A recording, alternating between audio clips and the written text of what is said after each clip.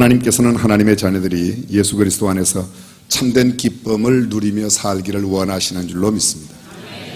여러분 기쁘세요? 기쁜 표정이 그런 거예요? 지금은 맞아요. 재채기와 기쁨은 숨길 수가 없다, 그런 말이 있습니다. 또 이런 말이 있습니다. 한번 따라서 한번 해보십시오. 얼굴과 낙하산은 펴져야 산다.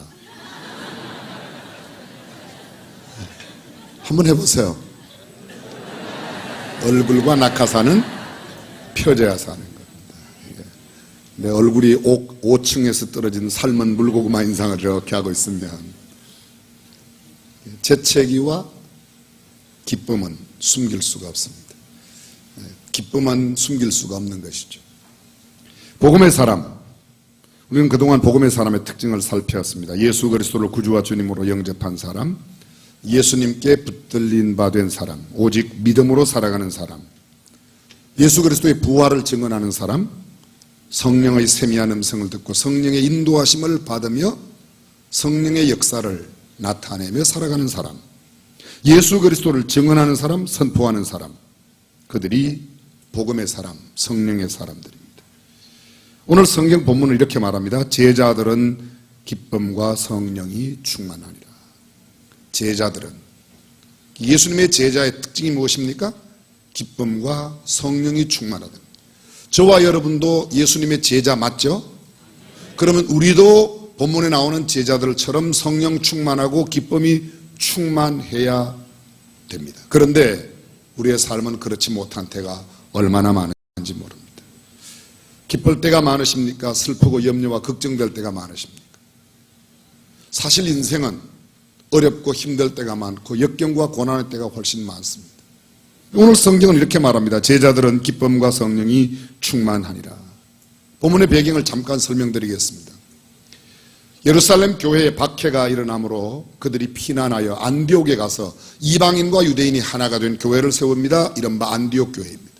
안디옥 교회가 주를 섬겨 금식할 때에 하나님의 성령께서 그들로 하여금 바나바와 사울을 따로 세워 선교사로 파송을 보내게 됩니다.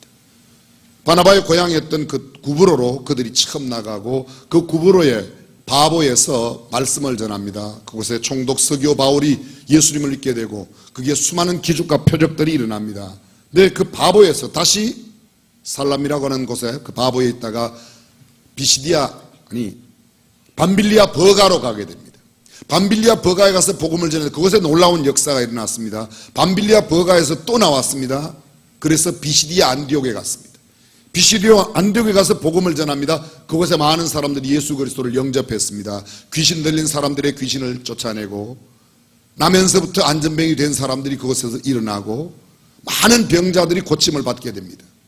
그런데 이 일을 시기하며 이를 못마땅하게 여기는 그 도시 안에 있는 대제사장들과 백성의 관원들이 이들을 박해하며 핍박하고 쫓아냅니다. 그들은 이고니온으로 다시 옮겨가게 됩니다. 쫓기고 쫓겨갑니다. 핍박과 박해가 끊임없습니다.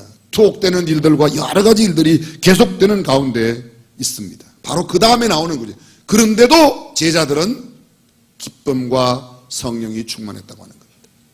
이렇게 쉽게 말씀드리면 이런 말씀이죠. 도저히 기뻐할 수 있는 상황이 아니라는 겁니다. 도리어 분노하고 슬퍼하고 괴로워하고 하나님에 대해서 하나님 이렇게 복음을 전하 역사가 일어나는데 왜 이렇게 박해를 받아야 합니까? 왜 이렇게 어려움을 겪어야 합니까? 왜 이렇게 매를 맞고 쫓겨다녀야만 합니까? 이런 원망이 나와야 할 상태인데 그들은 오히려 기뻐하고 성령 충만하였다고 말하고 있습니다. 사전적 의미의 기쁨이라는 단어의 뜻은 이런 뜻입니다. 바람이 충족되었을 때 즐거운 마음이나 느낌, 마음의 벅찬 느낌을 즐거운 기색으로 얼굴에 나타내는 것이라고 표현합니다. 근데 도저히 이해할 수 없습니다. 자기네들이 원하는 대로 되지 않습니다. 복음을 더 전하고 싶은데도 쫓겨납니다. 그런데 기뻐하고 있습니다. 환경과 조건을 뛰어넘는 이 기쁨, 사도행전 5장 41절 여러 번 함께 나누었습니다. 초대교회 성도들은 예수 그리스도의 이름을 위하여 능욕받는 일에 합당한 자로 여기심을 받았다고 자신들의 내가 능욕받는 일에 내가 뽑혀졌다고 기뻐하면서 공회 앞을 떠나갔다. 쉬운 말로 좀 속된 표현이긴 하지만 보스를 위해서 보스 대신 감옥 가고 매맞는 것을 갖다가 기쁨으로 생각했다는 거예요. 내가 어떻게 보스 대신 그렇게 매를 맞을 수가 있습니까? 그런데 이런 사건이 깡패 사회에는 있어요. 교회에 있어요, 없어요? 없잖아요. 근데 교회에 있어야 된다는 거죠. 오늘 성경의 내용이 그것입니다. 예수 그리스도의 복음을 전하다가 박해를 받습니다. 핍박을 받습니다. 모독을 당합니다. 매를 맞고 감옥에 투옥되고 쫓겨나고 또 쫓겨납니다. 그런데도 그들은 기뻐했다는 겁니다. 마태복음 5장 11절과 11절에 예수님은 이런 말씀을 하십니다. 나를 인하여 너희를 욕하고 핍박하고 거짓으로 너희를 거스려 모든 악한 말을 할 때에는 너희에게 복이 있나니 기뻐하고 즐거워하라. 하늘에서 너희 상이 큼이라. 너희 전에 있던 선지자들을 이같이 핍박하느니라. 여러분 보십시오. 이게 논리적으로 말이 맞지 않습니다. 너희를 욕하고 핍박하고 거짓으로 너희를 거스려 모든 악한 말을 할 때에는 원통이 여기며 분통이 여기라. 이래야 되지 않습니까? 너희 일이 잘 되고 자녀들의 일이 형통하게 되고 너희가 부유하게 되고 건강하고 일이 잘 풀릴 때 기뻐해라. 이래야 이게 말이 맞는 거 아닙니까? 근데 성경은 이렇게 말씀하십니다. 예수님의 말씀입니다. 너희가 너희를 거스려 모든 악한 말을 할 때, 너희를 핍박하고 너희를 욕하고 너희를 오히려 어렵게 만드는 일이 있을 때에 기뻐하라. 이게 말이 안 맞지 않습니까? 근데 성경은 그렇게 말하고 있습니다. 고린도후서 12장 10절입니다. 바울이 말합니다. 그러므로 내가 그리스도를 위하여 약한 것들과 능욕과 궁핍과 박해와 곤고를 기뻐하노니. 이 말이 안 맞아요. 곤고가 무슨 기쁨입니까? 박해와 궁핍과 능욕과 약하게 되는 게 무슨 기쁨입니까? 강하게 되고 능욕 대신에 오히려 치하를 받고 존경받고 궁핍 대신에 풍요를 누리고 박해 대신에 오히려 안정된 삶을 살아갈 때 기쁘고 즐거운 일이 할 터인데 성경은 이렇게 말합니다. 내가 그리스도를 위하여 약하게 된다면, 그리스도 까닭에 욕을 먹고 그리스도 까닭에 궁핍을 당하고 그리스도 까닭에 박해를 받고 그리스도 까닭에 곤고를 당한다면 이것은 기쁨이다. 이는 내가 약한 그때의 곧 강함이라고 말씀하고 있습니다. 기독교는 역설의 종교입니다. 반대예요. 낮아지고 높아지고자 하면 낮아져야 한다. 죽어야 산다. 오늘 성경은 말합니다. 능력과 궁핍과 박해와 곤고를 기뻐한다고 말합니다. 이것이 참된 길. 여러분, 좋은 일이 있을 때 자식이 잘 되고 내 사업이 잘 되고 내 모든 인간관계가 원만하고 내 몸이 건강하고 내 사업이 형통하게 될 때 기뻐하는 것, 그건 누구 못합니까? 그건 다 하는 겁니다. 안 될 때에도, 어려울 때에도, 박해를 받을 때에도, 곤고한 상황에 처해도 기뻐할 수 있는 것, 그것이 바로 믿음의 사람과 믿지 않는 사람의 차이라는 겁니다. 오늘 성경 말씀은 쉬운 성경으로는 계속 기쁨과 성령으로 충만했다고 말합니다. 어떤 상황과 환경 속에서도 누리는 기쁨, 세상은 이해할 수 없는 기쁨, 세상은 감당할 수 없는 기쁨, 그런 기쁨이 그리스도인의 기쁨이라는 것이죠. 세상 사람들은 우리가 기뻐하는 것과 다른 기쁨이 있습니다. 사실 우리도 그것을 기뻐하죠. 부유하게 되고 넉넉하게 되고 건강하게 되고 아이가 합격하고 회사에서 승진하고 육체의 기쁨, 눈에 좋은 것들, 다른 사람들보다 자신이 점점 더 높아 보이는 것, 인정받는 것, 그게 축복일 수 있습니다. 그런데 그것이 참된 기쁨이 아니라 진짜 기쁨은 그리스도 까닭에 예수 그리스도로 말미암아 주어지는 기쁨이 참된 기쁨이라는 겁니다. 세상에 많은 사람들이 돈이 전부라고 생각합니다. 돈이 행복을 갖다 준다고 생각합니다. 그런데 그 돈 다 써보지도 못하고 생을 마감하여 자식들에게 싸움거리만 만들어주고 가는 경우가 얼마든지 많이 있습니다. 진정한 기쁨을 아는 사람은 가짜 기쁨에 만족하지 않습니다. 어떤 게 가짜가 많죠? 값이 비싼 진짜가 값이 비쌀 때 진품, 명품이 가짜가 많습니다. 예를 들어 보겠습니다. 다이아몬드는 가짜가 많습니다. 비싼 롤렉스 시계는 가짜가 많습니다. 근데 길거리에 어린아이들 3,000원짜리 시계는 가짜 시계가 없습니다. 애들이 길에서 이렇게 다마치기 할 때 구슬, 그거는 가짜 구슬이 없습니다. 가짜를 만들 필요가 없어요. 그거 웬체 싼 거니까. 그런데 다이아몬드는 가짜가 많습니다. 롤렉스는 가짜가 많습니다. 언젠가 중국에 우리 교직원 연수를 갔을 때 우리 교회 직원 누구라고는 제가 말씀드릴 수 없어요. 하여간 목사님 가운데 한 분인데 10,000원을 주고 롤렉스 시계 5개를 사왔어요. 하나에 3,000만 원, 1억씩 하는 겁니다. 비싼 시계. 그런데 가짜가 그렇게 많은 거예요. 왜 그렇게 가짜가 많아요? 진짜가 비쌀 때, 사실은 그리스도로 말미암는 기쁨이 진짜인데 그 기쁨이 진짜인 기쁨을 모르니까 가짜들이 판을 치는 겁니다.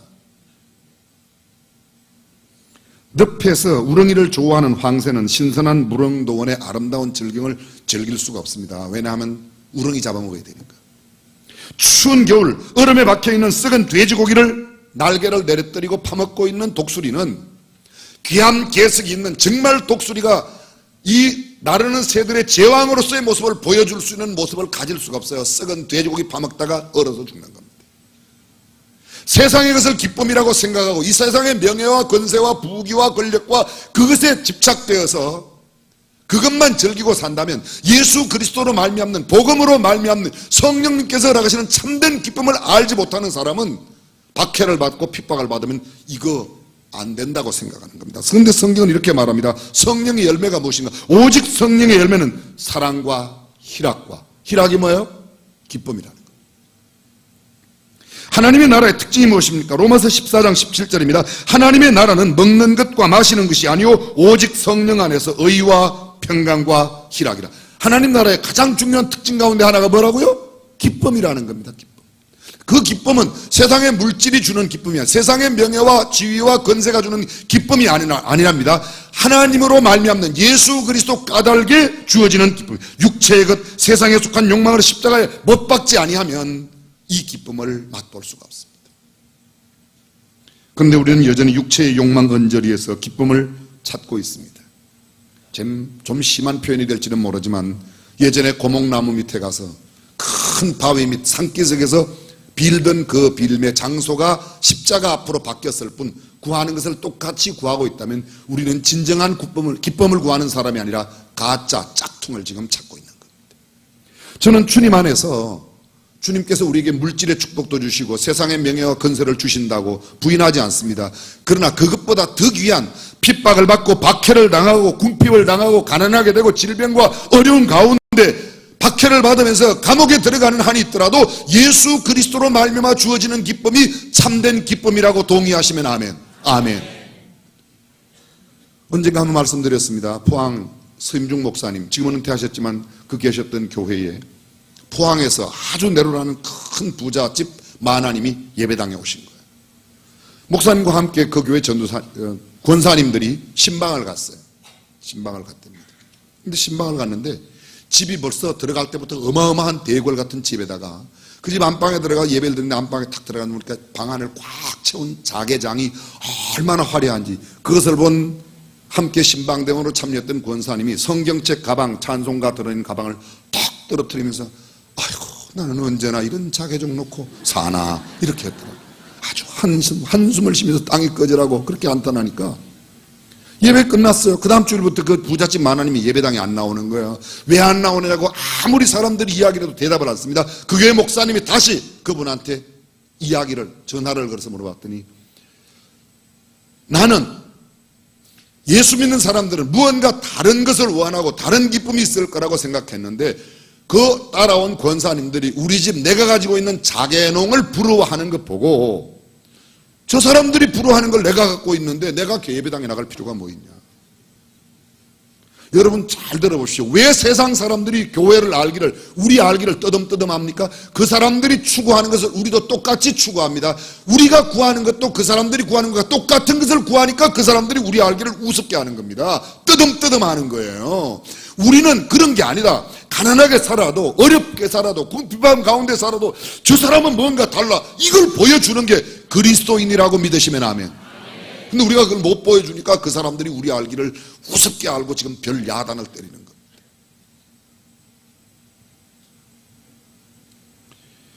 교회의 아름다운 사역으로 기뻐하는 기쁨. 사도행전 6장에 보게 되면 예루살렘 교회 성도가 많아졌습니다.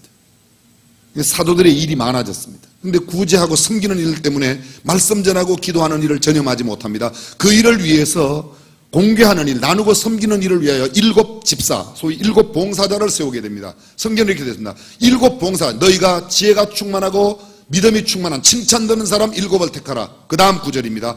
온 무리가 그 말을 기뻐하여 교회의 일을 기뻐하는 거예요. 이 성령으로 말미암는 교회의 사역을 기뻐하는 사람들, 그 사람들이 성령으로 기뻐하는 사람들입니다. 사도행전 8장에 보면 빌립이 7 집사 가운데 스데반, 빌립, 브로고로, 니가노로, 디몬, 바메나, 유대교에 입대한 안디옥 사람 니골라 7명의 집사 가운데 빌립 집사님이 성령의 지시함을 받고 사마리아로 갑니다.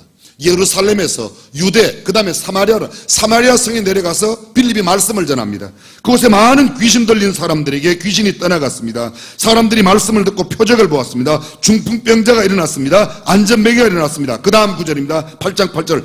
그 성에 큰 기쁨이 더하더라. 복음으로 말미암아, 빌립이 전하는 하나님의 말씀으로 말미암아 그 성에 기쁨이 더하였습니다. 사랑하는 성도들, 주의 말씀과 주님의 성령의 기적과 표적이 우리의 기쁨이 되기를 축원합니다. 사도행전 11장 23절에 보게 되면 예루살렘 교회에 박해를 받은 사람들이 멀리 갔습니다. 근데 그 일단의 사람들이 안디옥에 가서 유대인과 이방인이 하나가 된 교회를 세웠습니다. 안디옥 교회입니다. 안디옥 교회가 흥왕하고 부흥하는 소식이 예루살렘에 들려졌습니다. 예루살렘에서 바나바를 선교사로 파송했습니다. 그곳에 갑니다. 성경 23절. 그가 이름에, 누가 이름에? 예루살렘 교회가 파송한 바나바가 안디옥의 이름에, 잘 들어보세요. 안디옥의 이름에, 안디옥 교회에 있는 하나님의 은혜를 보고 기뻐하였습니다. 안디옥 교회 소식을 듣고 예루살렘 교회가 파송한 바나바가 가서 하나님의 은혜를 보고 기뻐하였다. 하나님의 역사를 보고 기뻐했다는 겁니다. 이어지는 사도행전 12장에 보게 되면 헤롯 왕이 일어나서 제자들 가운데 하나를 쳐 죽입니다. 요한의 형제 야고보를 칼로 쳐 죽입니다. 근데 그것을 보고 기뻐하는 사람이 있었어요. 사랑하는 성도 여러분, 저와 여러분들의 기쁨은 무엇입니까? 예수를 잘 섬기는 야고보의 순교를 기뻐하는 유대인들이 있었다고 말합니다. 헤롯도 유대인들이 기뻐하니까 자신이 기뻐졌어요. 그래서 베드로를 또 감옥에 가두었습니다. 베드로 감옥에 갇히자 초대교회 성도들은 마가 요한의 어머니 마리아의 집 다락방에 함께 모여서 기도하기 시작했습니다. 열심히 기도합니다. 옥문이 열렸습니다. 베드로가 왔습니다. 그 집, 마리아의 집, 마가 요한의 어머니 마리아의 집 문을 두드리는데 그 집에 여자아이 로데가 밖으로 나갑니다. 베드로의 음성을 듣고 문도 열 개를 없이 너무 기뻐서 안으로 들어가서 베드로가 왔습니다 그랬더니 그 안에 기도하던 사람이 뭐라고 그래요? 로데에게 뭐라고 그래요? 여러분 성경에도 나와요. 네가 미쳤구나 이랬어요. 기도를 열심히 하는데도 이 사람들은 기도의 기적을 안 믿어요. 하나님의 역사로 추록하여 나와 있는 이 베드로의 음성을 듣고 그 로데라는 아이는 기뻐했습니다.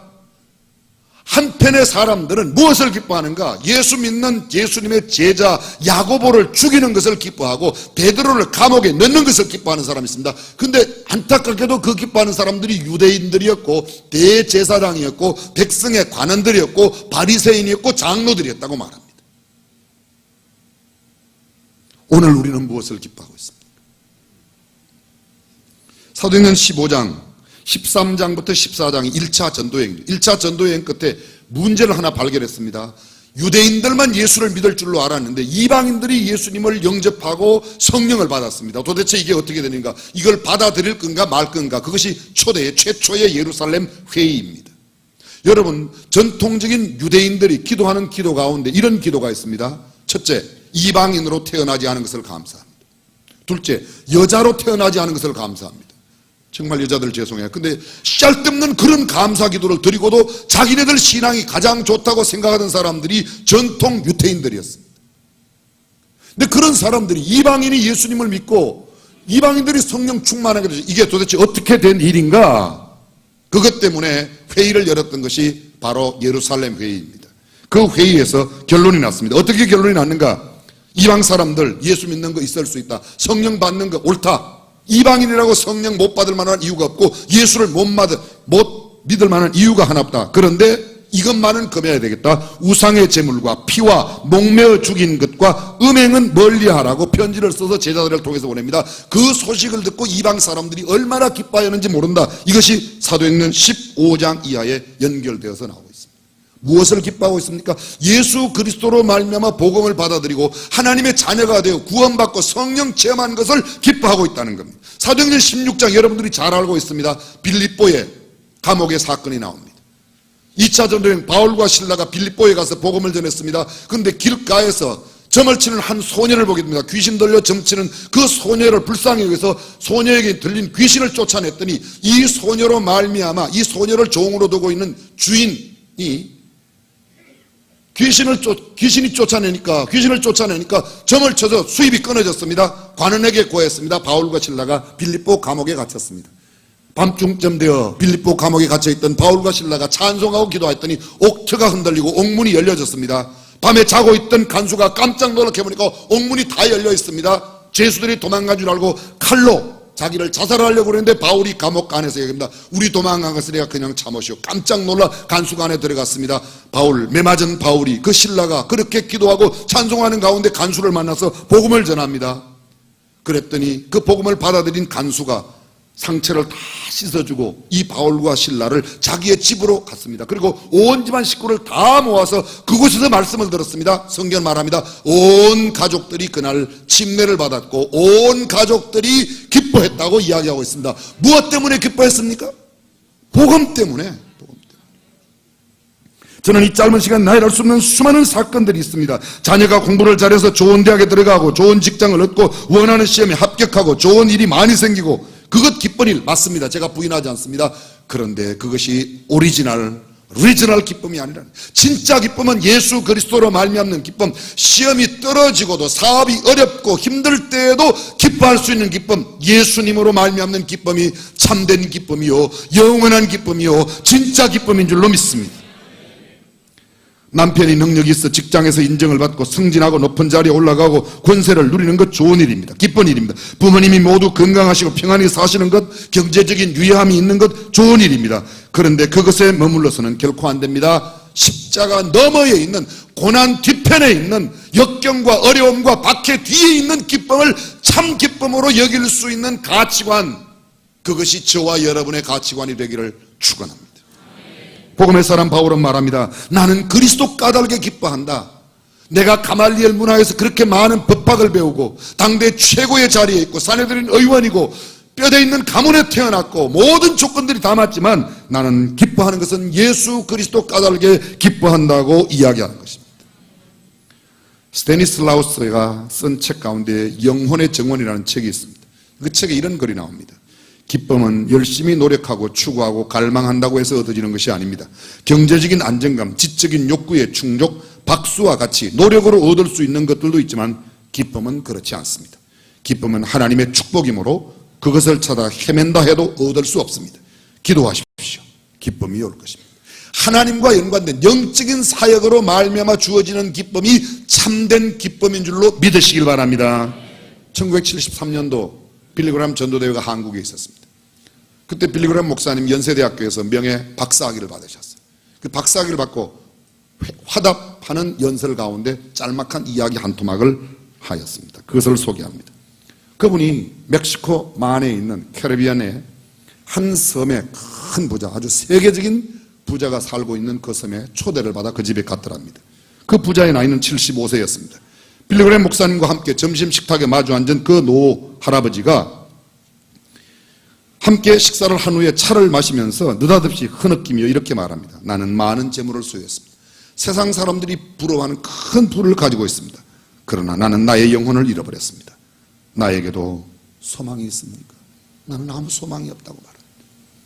점심 식사를 하고 그 차를 마신 뒤에 2시간 뒤에 빌리그람 목사님이 그 섬 길 밖으로 나갔습니다. 길에서 한 노인을 만납니다. 나이는 또 75세 한 노인입니다. 이 노인은 굉장히 해맑은 미소를 갖고 있습니다. 이 할아버지는 이렇게 얘기합니다. 내 손에는 지금 단 1달러도 없습니다. 그러나 나의 마음에는 예수 그리스도가 계십니다. 나는 미래에 대한 꿈과 희망이 있고 이 나라에서 가장 행복한 사람은 나입니다. 자, 여러분은 어떤 할아버지가 되시고 싶으세요? 여러분의 75세는 어떤 할아버지가 되고 싶으세요? 오늘 제가 2부 예배 때 여쭤봤더니 3번을 이야기하더라고요. 돈도 많고 예수님도 모신 사람. 저는 우리 교회 성도들이 그렇게 되기를 바랍니다. 근데 만약 이 둘 가운데 하나를 택해야 한다면 어디를 택해야 할까? 그렇습니다. 내가 단 1달러도 없지만 예수 그리스도 까닭에 천국의 소망을 갖고 참된 기쁨을 갖고 살아가는 사람, 그 사람이 예수 그리스도의 사람이요, 그 사람이 복음의 사람이요, 그 사람이 성령의 사람이요, 그 사람이 바로 성경이 말하는 하나님을 믿는 사람인 줄로 믿습니다. 잘 될 때 기뻐하고 안 될 때 슬퍼하는 건 안 믿는 사람도 다 하는 거예요. 합격될 때 기뻐하고 사업 잘 될 때 좋아하는 것은 예수 안 믿는 사람도 다 하는 거예요. 사업이 어려울 때에도, 내게 고난과 역경이 올 때에도 그것 때문에 흔들리지 아니하고 예수 그리스도를 굳게 믿고 복음으로 말미암아 하나님으로 말미암아 기뻐하는 사람이 참된 성령의 사람인 줄로 믿습니다. 성경은 이렇게 말합니다. 주 안에서 항상 기뻐하라. 주 안에서 항상 기뻐하라. 내가 다시 말하노니 기뻐하라. 데살로니가 교회 보낸 편지 가운데 항상 기뻐하라. 항상이란 말이 어떤 말입니까? 역경의 때에도, 곤고한 때에도, 어려운 때에도, 안 될 때에도, 병들 때에도, 그때도 기뻐하는 기쁨. 이게 참 쉽지 않습니다. 그러나 성경은 그것이 있다고 말합니다.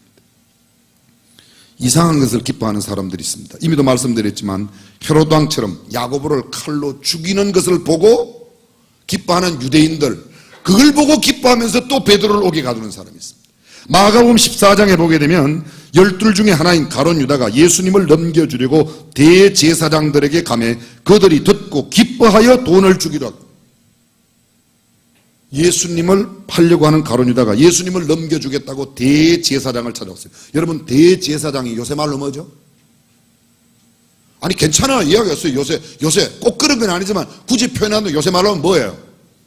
보통 목사가 아니에요. 제사장이 그냥 목사고, 여기는 대제사장이거든요. 큰 목사, 총회장급 목사. 총회장님들 용서하세요. 이게 하여간 굉장한 목사들에게 갔는데 그걸 기뻐한다는 거예요. 이 사람이 누굽니까? 종교 지도자예요. 그런데 예수님을 가장 가까이 모셔야 할 사람인데 예수님을 배척하고 예수님 죽이는 것을 기뻐하는 사람들이 있어요. 우리가 교회 안에 있습니다. 오늘 교회 안에 있는 목사, 장로, 권사, 우리 교회 안에 직분을 자랑할 것이 아니라 정말 우리가 복음으로 말미암아 기뻐하는 기쁨을 헐고 있는가? 아니면 내 마음에 틀리면 내가 삐지고 그것 때문에 화내고. 누가복음 11장 43절입니다. 화 있을진저 너희 바리새인이여 너희가 회당의 높은 자리와 시장에서 문안받는 것을 기뻐하는도다. 높은 자리에 올라가는 거, 사람들이 너 알아주는 거, 그런 거 기뻐하지. 화 있을진저. 바리새인, 율법을 제일 잘 지킨다고 말하는 사람들이 페르세스, 바리새파 사람들. 이미도 여러 번 설명해요. 바리새란 말이 뭐예요? 나는 너네하고 달라. 페르세, 분리주의자들. 나는 다르다는 겁니다. 그렇게 스스로를 의롭다고 여기는 그 사람들, 주님은 화 있다고 말하고 있습니다. 누가복음 10장에 보게 되면 70인이 기뻐하며 돌아왔습니다. 이르되 주여 주의 이름으로 귀신들도 우리에게 항복하더이다. 그런데 예수님 말씀하세요. 귀신들이 너희에게 항복하는 것으로 기뻐하지 말고 너희 이름이 하늘에 기록된 것으로 기뻐하라 하시니라. 그때 예수께서 성령으로 기뻐하시며, 예수님의 기쁨이 뭐였어요? 성령으로 기뻐하셨다. 예수님 이렇게 말합니다. 너희가 가서 귀신 쫓아내는 기적 보고 그것 때문에 기뻐하지 말고 너희의 이름이 하나님 나라에 기록된 것을, 구원받은 것을, 영원히 구원받은 것을 기뻐하라. 교회의 기쁨은 무엇입니까? 저는 교회가 아름답게 화려하게 건물을 짓는 것, 그 기쁜 일이에요.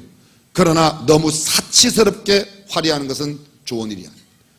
예배 공간이 부족해서 예배 공간을 늘리고 교육 공간이 부족해서 교육 공간을 더 크게 짓는 것, 그건 죄가 안 돼요. 무조건 예배당 크게 짓는 것을 정죄하는 것은 잘못된 겁니다. 그건 바르지 못해요.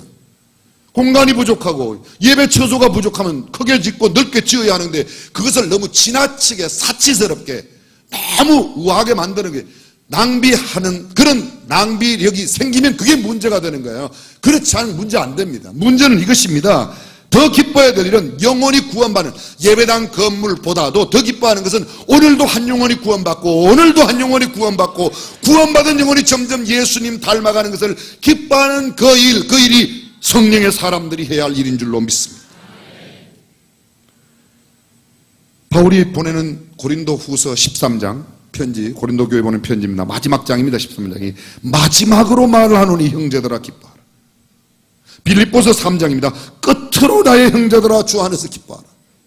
바울의 최후의 메시지가 편지의 끝에는 늘 말합니다. 마지막으로 말하노니 형제들아 기뻐하라. 끝으로 나의 형제들아 주 안에서 기뻐하라. 바울의 메시지, 너는 때를 얻든지 못 얻든지 항상 힘쓰라. 복음을 전파, 말씀 전하는 것을 가르칩니다. 그리고 항상 기뻐하라. 무엇 때문에? 사업이 잘 되는 게 아닙니다. 사실 바울을 보십시오. 바울은 맨 감옥을 아주 친정집 드나들듯이 드나들어요. 그런데도 복음 때문에 기뻐했습니다. 저와 여러분들이 무엇으로 기뻐하는지 다시 한번 생각해 볼 필요가 있습니다.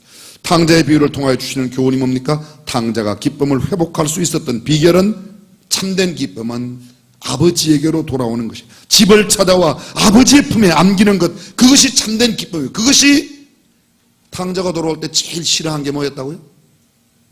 누가 제일 싫어했다고요? 송아지. 형님이 싫어한 게 아니고, 물론 형님도 싫어했는데 송아지가, 왜냐하면 그날 송아지가 그날 죽임을 당했거든요.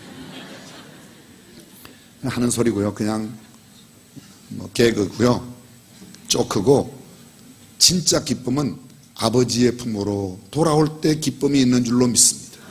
구원받은 그 기쁨, 복음의 사람, 예수님 안에 있는 사람, 복음의 사람, 예수님의 나라, 하나님의 나라에 사는 사람, 복음의 사람, 성령님께 붙들림 받은 사람, 복음의 사람, 기뻐하고 기뻐하는, 세상의 것으로 기뻐하지 않은 것이 아니라 성령의 역사로 기뻐하는 사람. 고린도후서 6장 10절입니다. 근심하는 자 같으나 항상 기뻐하고, 가난한 자 같으나 많은 사람을 부유하게 하고, 아무것도 없는 자 같으나 모든 것을 가진 자로다. 누가요? 이거 지금 누가 한 이야기예요? 바울이 말합니다. 우리는 근심하는 자 같으나 항상 기뻐하고. 우리가 누구예요? 예수 믿는 사람들. 가난한 자 같으나 많은 사람을 부유하게 하고, 아무것도 없는 자 같으나 모든 것을 가진 자로다. 사랑하는 성도 여러분, 세상의 기준으로가 아니라 하나님의 말씀의 기준으로 우리의 참된 기쁨을 갖고 살아가시기를 주님의 이름으로 축원합니다. 하나님은 우리가 기뻐하는 것을 원하세요. 아주 복음적인 목사님이, 지나치게 복음을 강조하는, 지나치게 강조하는 사람이 이렇게 성도들을 웃기는 이런 목사님에 대해서 그냥 성도들을 웃기면 그게 무슨 다냐 이러면서 공격해요. 그냥 공격은 안 했으면 좋겠어요. 본인은 복음을 열심히 전하는 목사님으로 귀한 목사님이고, 이 괴로운 세상에 힘들고 어려워하는 세상 속에서 성도들이 예배당에 와서 그 목사님 까닭에 웃을 수 있다면 그것도 뭐 괜찮은 목사지. 그럼 맨날 울리는 게 좋은 목사겠습니까? 그렇죠? 좀 죄송합니다. 지는 웃기기나 할 줄 압니까? 이건 장경동 목사님 말이에요. 생각해 보세요. 우리의 자녀들이 기뻐하고 즐거워하는 것을 좋아해요? 아니면 맨날 질질 짜고 싸우고 지지고 볶고 그런 걸 좋아해요? 예? 여러분의 자녀들이 맨날 형제간에 지지고 볶고 싸우고 그런 걸 좋아해요? 기뻐하고 즐거워하고 웃고 사는 걸 좋아해요? 그럼 우리는 하나님의 자녀인데 하나님께서 우리를 보실 때 기뻐하고 즐거워하고 예배당에 와서 뭐 좀 말이 좀 이상하지만 그래도 웃는 걸 좋아하겠습니까? 맨날 지지고 볶고 싸우면서 우는 걸 좋아하겠습니까? 그 봐요. 그러니까 나는 그런 은사는 못 받았고, 나는 복음을 원색적으로 전하는 은사를 받았고, 그분은 성도들을 웃기게 하는 은사를 받았으니까 그분은 그분대로 하나님 앞에 쓰임받고 나는 나대로 쓰임받고. 왜 이걸 공격하냐고요. 공격하지 말아야지. 왜 공격해? 지는 웃길지도 못하면서. 사랑하는 성도 여러분, 주님은 우리가 기쁨으로 살도록 만드신 줄로 믿으시면 아멘. 근데 문제는 세상의 것으로 기뻐하지 않는다는 거예요. 세상의 것으로 기뻐하지 않고 주님의 것으로, 너는 가서 기쁨으로 내 식물을 먹고 즐거운 마음으로 내 포도주를 마실지어다. 이는 하나님이 너의 하는 일을 벌써 기쁘게 받으셨음이니라. 요한복음 15장 11절입니다. 내가 이것을 너희에게 이르면 내 기쁨이 너희 안에 있어 너희 기쁨을 충만케 하려. 예수님이 기뻐하는 것으로 너희 안에 그런 기쁨이 충만하기를 원한다. 조나단 에드워드는 이런 말을 했습니다. 하나님을 영화롭게 한다는 것은 하나님을 즐거워한다는 것과 같은 의미입니다. 우리가 하나님으로 인해 큰 기쁨을 누릴 때 하나님은 우리 안에서 가장 큰 영광을 받으십니다. 우리가 하나님으로 인해 기뻐할 때, 잘 들어보세요. 하나님이 준 선물을 기뻐하는 것이 아니고 선물을 주신 하나님을 기뻐할 때 하나님이 기뻐하신다는 겁니다. 하나님을 가장 기쁘시게 하는 일이 뭐라고요? 하나님을 우리가 기뻐할 때, 하나님이 주신 물질이나 명예나 권세나 부귀와 어떤 자식의 합격, 이런 것을 기뻐하는 게 아니라 그 합격을 허락하신 하나님을 기뻐하는 것을 하나님은 제일 기뻐하신단 말입니다. 우리가 어려운 환경과 고난 중에서도 항상 기뻐할 수 있는 이유가 무엇입니까? 첫 번째, 하나님께서 복음의 역사, 하나님의 약속을 반드시 이루시기 때문입니다. 우리는 사실 이겨놓은 게임을 하고 있는 겁니다. 우리는 약속의 자리로 가고 있는 중입니다. 우리의 결국은 은혜와 축복입니다. 지금은 좁은 길이고, 지금은 험난한 길이고, 지금은 박해를 받고 매를 맞고 비웃음을 당하고 조롱을 당하지만 결국은 우리는 승리할 줄로 믿습니다. 그렇다면 그거 견뎌내는 겁니다. 희망이 있는 사람, 확실한 희망이 있는 사람은 오늘의 지나가는 과정 중에 있는 역경을 역경이라고 생각하지 않습니다. 데살로니가전서 5장 24절 너희를 부르시는 이는 미쁘시니 그가 또한 이루시리라. 그가 이루시겠던데. 그가 이루시겠다는데. 히브리서 13장 모든 선한 일에 너희를 온전케 하사 자기 뜻을 행하게 하시고 그 앞에 즐거운 것을 예수 그리스도로 말미암아 우리 속에 이루시기를 원하노라. 영광이 그에게 세세 무궁토록 있을지어다. 아멘. 시편 107편 잘합니다. 저희가 평안함을 인하여 기뻐하는 중에 여호와께서 저희를 소원의 항구로 인도하신다는 말이 뭐죠? 너희의 소원을 이루어 주신다는 말이에요. 시편 37편에 나오는 말씀, 금년도 우리 교회 약속의 말씀이 뭐죠? 여호와를 기뻐하라. 제가 내 마음의 소원을 이루어 주요. 너의 길을 여호와께 맡기라. 저를 의지하면 제가 이루시고 내 의를 정오의 빛같이. 하나님을 기뻐하는 겁니다. 하나님을 기뻐하는 것이 우리의 참된 기쁨의 근원이 되는 줄로 믿습니다. 눈에 보이는 것에 넘어지지 마십시오. 눈에 보이는 것, 손에 쥐어지는 것이 조금 없고 잘 보여지지 않는다고 좌절하지 마십시오. 우리의 참된 기쁨은 눈에 보이는 것 이상에 있다는 것을 기억해야 합니다. 또 한 가지 우리가 항상 기뻐해야 할 이유가 있습니다. 항상 기뻐할 수 있는 비결이 있습니다. 그것은 뭔가 하면 주님은 우리의 기도를 들으시고 우리를 언제나 주님이 붙들고 계신다고 말하기 때문입니다.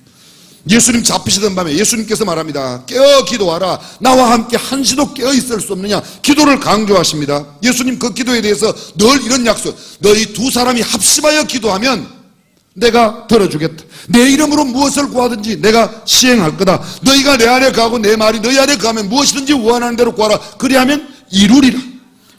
성경 속에 이런 약속의 말씀들이 얼마나 많이 기도할 수 있습니다. 주님은 그 기도에 응답하시겠다고 하셨습니다. 주님은 우리를 붙들고 계시겠다고 말씀하셨습니다. 세상은 우리를 흔들어도 주님이 붙들고 계시면 절대로 세상이 우리를 앗아갈 수 없다고 믿으시면 아멘. 아멘. 시편 기자가 말합니다. 내가 항상 주와 함께하니 주께서 내 오른손을 붙드셨나이다. 시편 55편입니다. 내 짐을 여호와께 맡겨버리라. 너를 붙드시고 내가 너를 붙들 거야. 누가 붙드는 게 가장 안심이 돼요? 예? 누가 붙드는 게? 과장이 부장 붙드는 게 안심이 돼요? 부장이 사장 붙드는 게 안심이 돼요? 사장이 얼마나 변덕굴레인지 몰라서 그래요. 사람은 변덕굴레예요.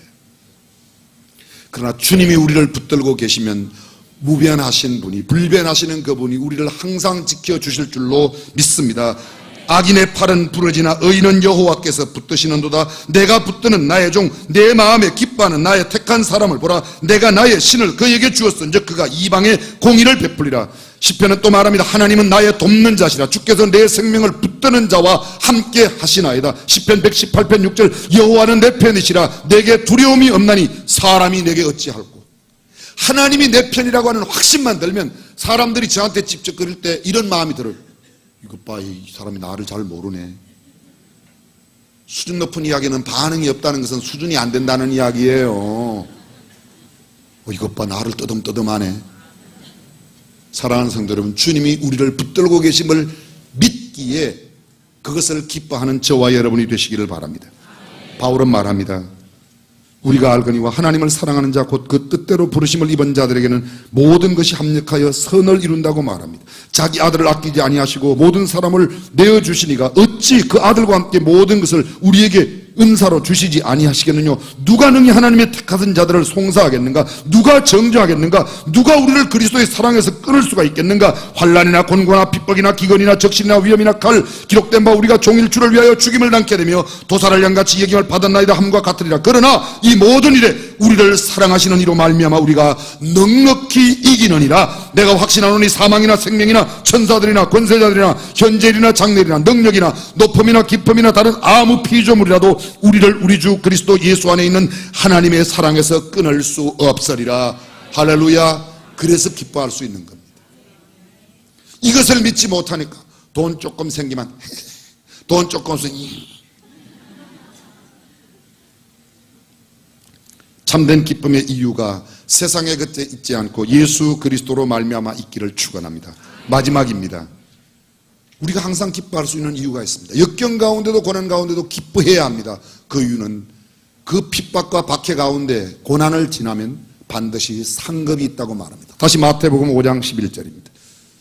나를 위하여 너희를 핍박하고 너희를 욕하고 비웃고 그러면 너희는 뭐 어떻게 하라? 기뻐하라. 하늘에서 너희 상이 크민이라. 여러분 하늘의 상을 믿습니까? 그렇다면 이 땅에 상 받는 것 그건 너무 부러워하지 말고 하늘의 상급을 바라보고 승리하며 기쁘게 살아가는 우리 모두가 되기를 주님의 이름으로 축원합니다. 인사 한마디만 하겠습니다. 옆 사람 보세요. 당신의 얼굴 보니까 참 기쁨이 충만합니다. 기쁨 충만해요? 특별히 장로님들 얼굴을 좀 잘 봐주십시오. 기쁨이 충만하신가? 예. 우리 교회 장로님들 참 밝으세요. 한 번만 더 이야기하세요. 당신의 얼굴이 전도지입니다.